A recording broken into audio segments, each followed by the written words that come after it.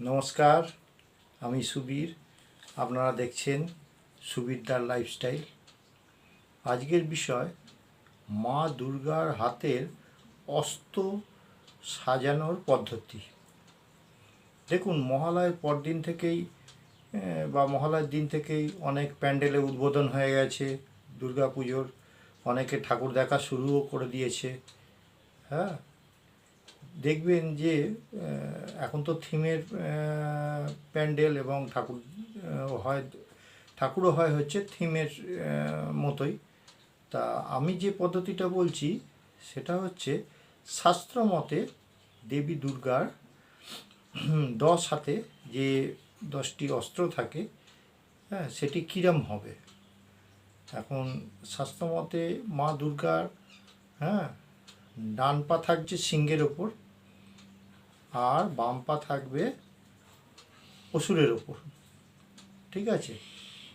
আর ডান হাতের একদম উপরের যে হাতটা সেটাতে থাকবে খড়গ, তার নিচের হাতে থাকবে চক্র, তার নিচের হাতে থাকবে তীর, তার নিচের হাতে থাকবে ফালা এবং তার নিচের হাতে থাকবে ত্রিশূল। মানে মেন যে হাত ডান হাতে পশুকে যে বিঁধেছিলেন, বধ করেছিলেন, সেইটা ত্রিশূলটা থাকবে হচ্ছে তার ডান হাতের মেন হাতে, ঠিক আছে।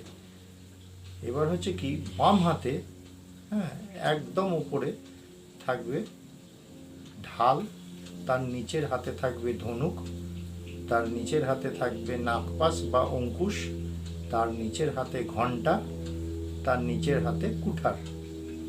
এই হচ্ছে দেবী দুর্গার শাস্ত্র মতে অস্ত্র রাখবার নিয়ম।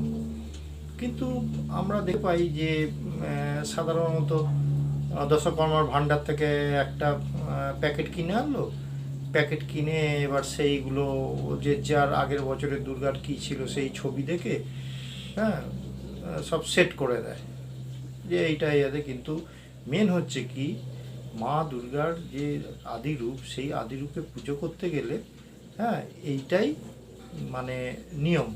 এবার সেই অস্ত্রশস্ত্র তো রেডিমেড ইয়েতে কিনতে পাওয়া যায় না, আপনাকে এগুলো অর্ডার দিয়ে যেখানে অস্ত্রশস্ত্র বানানো হয় সেখান থেকে এইগুলো কালেক্ট করতে হবে।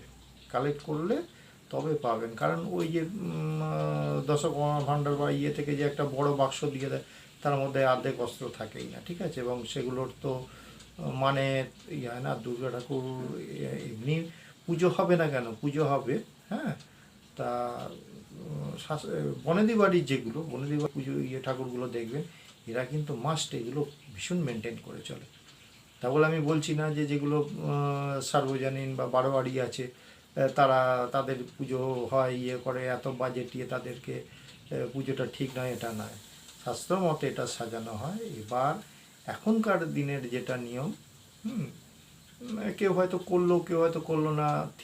থিম হওয়ার জন্য দুর্গা সিংহের ইয়েতে ডান পা রাখলো না মা দুর্গা, ঠিক আছে, অসুরের কাঁধে বাঁ পা রাখলো না, এরকম ধরনের হয়ে থাকে। কিন্তু মেন যে জিনিসটা, এটা বিভিন্ন প্রাচীন মন্দির বা ইয়েতে গেলে এগুলো আপনারা দেখতে পাবেন। আমি আজকের এই জন্য এই বিষয়টা বললাম যে শাস্ত্র মতে দেবী দুর্গার 10 হাতে কী কী অস্ত্র থাকে। আজকের মতো আমি ভিডিও শেষ করছি। আগামী দিনে আবার এরম ধরনের বানবো, আশা করি ভালো লাগবে। আপনারা সব ভালো থাকবেন, পুজো ভালোভাবে কাটান।